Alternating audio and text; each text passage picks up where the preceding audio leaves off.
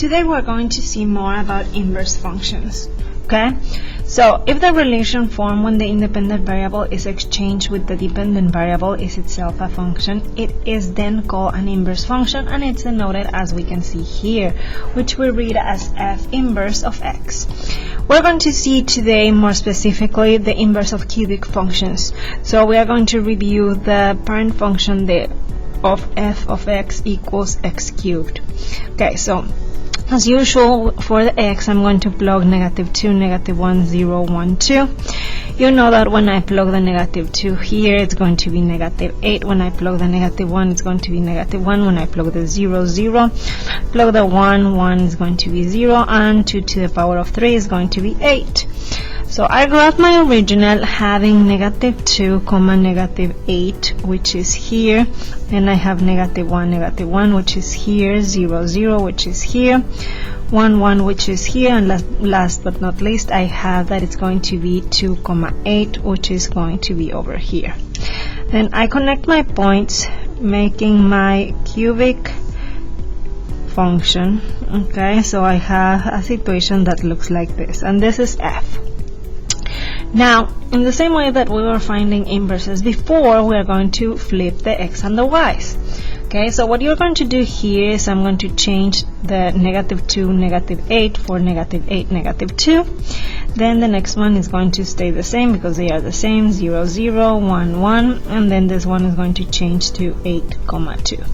Okay, so I start graphing. I have that -8 is here, -2 goes here. After that, I have that this is going to be -1, 1, 0, 0, 1, 1. And last but not least, I have 8 and +2. So you have that your inverse function would look like this. Okay, so this is your inverse, okay, f inverse. Okay, so this is going to be how we're going to graph it. Okay, so the graph of the inverse of any function is the reflection over the line y equals x. Okay, so you know that my reflection is going to be, show you, it's going to be here. Okay, so you know that that line is going to reflect the inverse. Okay, so remember, for this one, what you are doing is basically what you are doing for this one is if you do the crease here in your piece of paper and you do that, the reflection of this one, that would be your inverse function.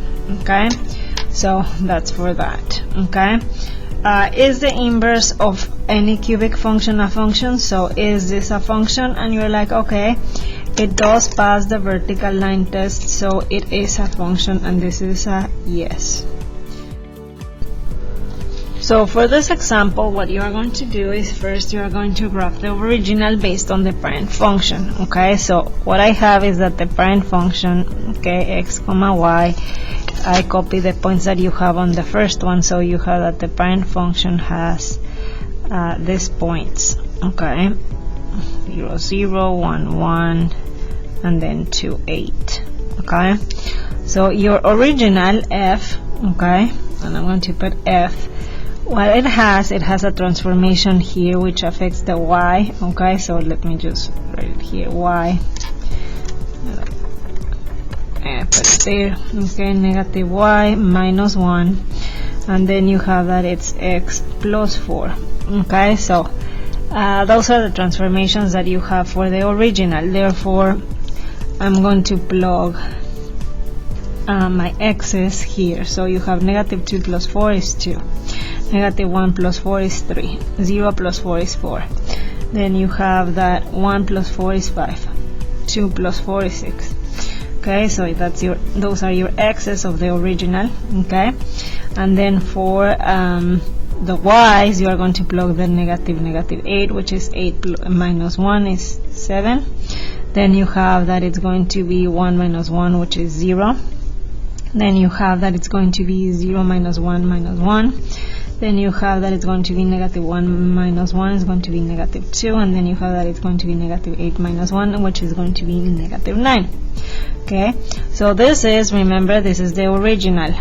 Okay, but they are not asking about the original, they are asking about what? The inverse. Okay, so I'm going to type it here, the inverse. So what are we going to do for the inverse? The inverse is going to be 7, 2, 0, 3, negative 1, 4, negative 2, 5, and finally negative 9, 6. So this is the one that we want to graph because this is the inverse. Now that we have the points, let's graph them. We have 7, 2, which is here, then you have 0, 3, which is here, then you have negative 1, 4, which is here, then you have negative 2, 5, which is here, and last but not least we have negative 9, 6, which goes over here. So we connect our points to find my inverse. So you have a situation like this, and you have that this is your inverse. Okay, and that's pretty much it for this problem. To find the inverse of a function such as f of x is equal to negative x minus 4 cubed minus 1, what we're going to do first, as usual, is exchange your x for the y. So you have x is equal to negative y minus 4 cubed minus 1, and you need to solve for y. Please note that the y is inside this parenthesis, therefore we need to move a lot of things. Okay, so first and foremost I would move the 1 to the other side, having x plus 1 is equal to negative y minus 4 cubed. After that I would change the sign, so this one becomes positive. Okay, so you have this situation. Now the thing here is we need to get rid of the cubed, and the only way that we can get rid of the cubed is by cube rooting both sides. Okay, so you have a situation like this, so the cube root cancels the cubed. Okay, so what you have here is you have the cube root of negative x minus 1, and then on the other side you have y minus 4. And here the question is the y alone? And the answer is no, I need to move that 4 to the other side. So you have this situation on the other side. Okay, move the 4 positive here, so you have this. Now the last step is you need to change the y for the f inverse, so you have that f inverse of x is equal to the cube root of negative x minus 1, and then you have the plus 4, and that's your answer. Okay, so we are done with this. This is your inverse. Okay, so now in another situation you can have something like this. Okay, so for this one what you need to do is we need to do exactly the same thing. You have that it's going to be x is equal to 2y power 3 minus 7. After that obviously you need to solve for y. Okay, so we move the 7 to the other side, having this situation, then you divide by 2 both sides, so you are going to cube root. Okay, so you have that x plus 7 divided by 2. Okay, the cube root of this is equal to y. Okay, so the inverse of this situation is going to be equal to the cube root of x plus 7 divided by 2, and that's it, and that's your inverse. So for this one we want to prove that f and g of x are inverse of each other. To prove that, you need to make sure that you have that f of g of x is equal to x and g of f of x is equal to x. So we're going to use the composition of functions to determine whether each pair of functions are inverse of each other. So we're going to start with this one. Okay, I'm going to start with f of g of x. Okay, we know that f of g of x is the same as f. Okay, and inside we're going to plug, instead of x, we're going to plug all of this. Okay, so we need to be a little bit careful with that. Okay, so this is going to be equal to 2 okay, parentheses, and I'm going to plug all of this as my x. So you have 1/2 cube root of x minus 5, okay, plus 6, and that's going to be in another parenthesis minus 6 cubed plus 5. Okay, so I have this situation here, and this is my x. Okay, so what you have is you cancel this 2, okay, because you can remove that parenthesis. Okay, so you have that this is going to be equal to 2 times 1/2 cube root of this. Okay, so what do you have that it's this? How can we cancel out stuff and things? Well, you know that this cubed is affecting both the 1/2, okay, and this one. Okay, so we know that this is going to be equal to 1/8, and then you know that this one is going to cancel the cube root with the cubed, so you have that it's going to be x minus 5. So you have a situation like this. Then you have the plus 5 here that we haven't done anything with it.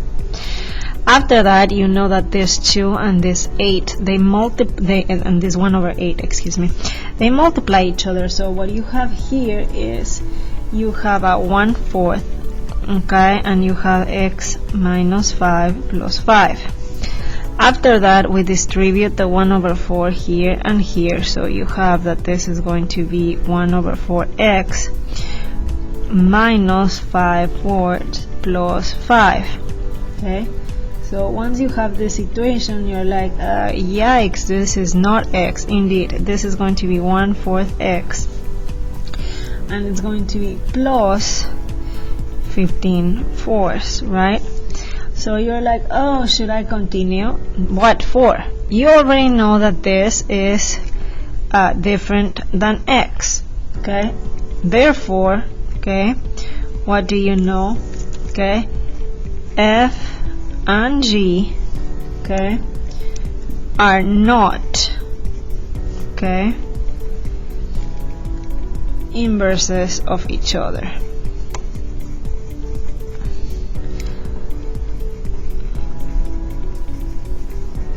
And that's it. Okay, and that's it for this problem. Now let's move on to the one that we have over here. So what are you going to do? Let's do a line here. Okay, so you are going to start the same way, f of g of x. Okay, and if you understand how to do composition now, you do the 1/3, then you have the x. You are going to plug all this stuff here, okay, plus 1, and then you close it, minus 1 cubed minus 4. Okay, so you realize again that this one cancels with this negative 1. Okay, so what you have here is 1/3. Okay, and this one, it doesn't have anything, so this 1/3, oh neat, these two they cancel, so you have that it's going to be 3x plus 12. Okay, and then minus 4. Okay, so what we have here is you distribute the 1/3 here and here, okay, here and here. So what we have here is x, and then 12 divided by 3 is positive 4 minus 4, which you know that it's x. Okay, so this one so far is working. Now we need to check g of f of x. G of f of x is going to be what? Well, this is going to be your outside function, so you know that it's going to be the cube root of 3 times, and then you're going to plug all of that chunk here, so 1/3 x minus 1 cubed minus, and that's going to be inside the cube root, so I'm still here, okay, plus 12 plus 1. Okay, so be careful, because first we need to distribute this here and here. Okay, so you have that this is going to be equal, and let's do it carefully so you can see where's everything. The cube root of what? This is going to be x minus 1 cubed, and then we have that 3 times 4 is going to be what? Negative 12. Okay, then you have that positive 12 that it's inside the cube root, and then the plus 1. Okay, so you know that these two cancel beautifully. Okay, so then you have this. Okay, so plus 1.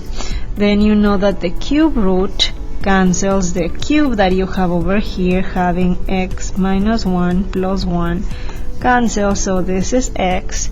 So therefore what happens, those G and F are, okay, inverses of each other. Okay,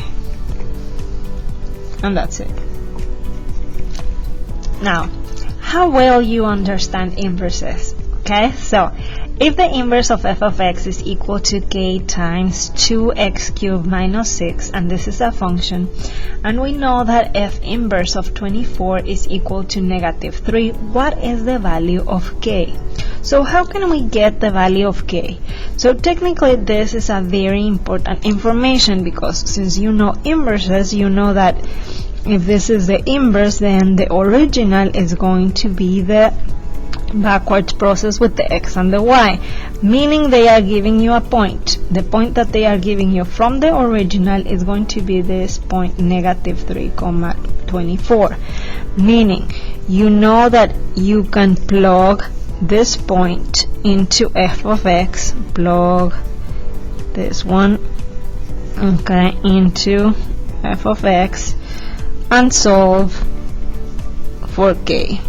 Okay, so that's what we need to do. Okay, so you have that 24 is going to be equal to k times 2. Instead of x, you plug the negative 3 cubed minus 6, and you solve this equation. So from here, you know that this is going to be 24 is equal to k times, and this is going to be negative 3 cubed times 2, which you know that it's going to be negative 54 minus 6. Okay, so this equation, you know that it's going to be negative 60, so you know that k is going to be equal to 24 divided by negative 60, which we can simplify it as what? I'm going to simplify it over here, so k is going to be equal to negative 2 over 5, and that is it. Isn't that simple?